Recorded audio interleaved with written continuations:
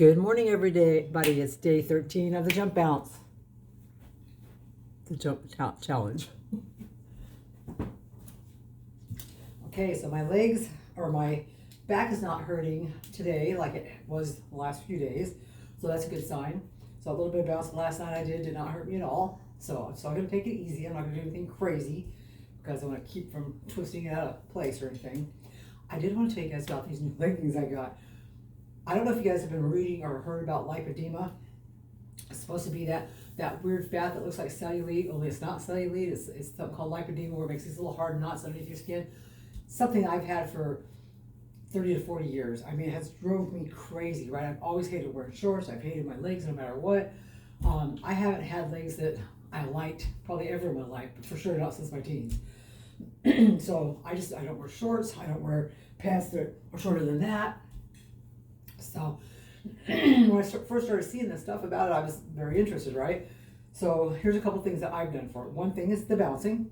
The bouncing, like this is the pump for your lymph system, going up on your calves, which is so much easier to do on a bouncer. Try to do it on the floor, it's nothing like it is on the bouncer. So like even just doing this, pumps the lymph system.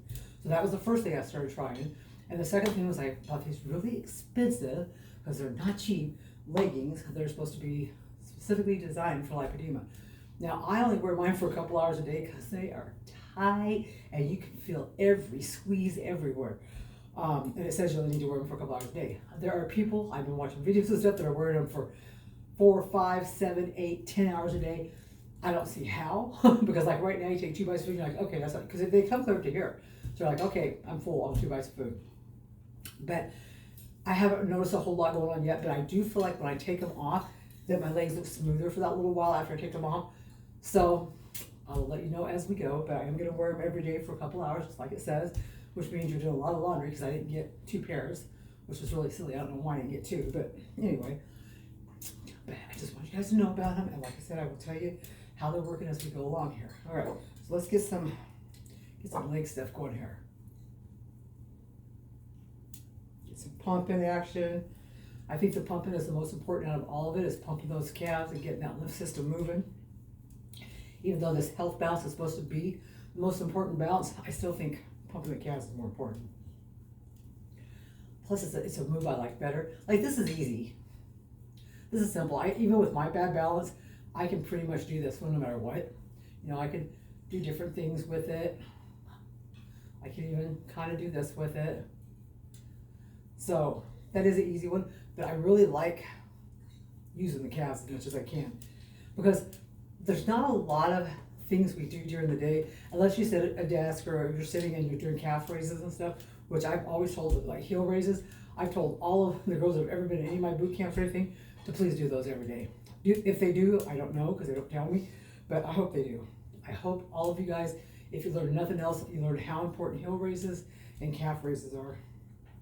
Even if you don't have a bouncer, stand next to a wall and do them. You know, just going up and down. You know, do as many as you can. If you can only do 10, do 10. 5, do 5. 20, do 20. You know, I just started my new thing today. So I heard that the most functional thing a person over 60, and I'm 64, can do is squats. Okay? I'm terrible at squats. I have really bad quad muscles. I mean, they suck. And part of that's because when I had the stroke, I lost a lot of the quad muscle on this side, and I wasn't really doing anything for that side. So I figured out a new way to do it today. This is something that the little video I saw showed. You literally do the squat, sit into a chair or the couch or whatever, and raise yourself. And you just sit up, and don't hold on to anything. So if you can only do 2, you do 2. 1, do 1. I managed to do 30. So I'm pretty impressed with myself that I could do 30. So that's my goal right now, is to do 30 every single day and then build up from there. Because supposedly if you can do that and keep doing that as you're aging, you'll always be able to get up and down, go to the bathroom by yourself, all the things that I consider very important. So that's another little thing I just learned. I like sharing the things that I'm researching with you guys that I come across, and maybe they won't all be good. Like, don't run out and buy these leggings. I'm not saying to do that because I don't know. I don't know if these leggings are going to do anything. I'm just willing to take the chance because now that I know what it is and I know what the problem is, I've heard some people saying that the only way to fix it is through surgery.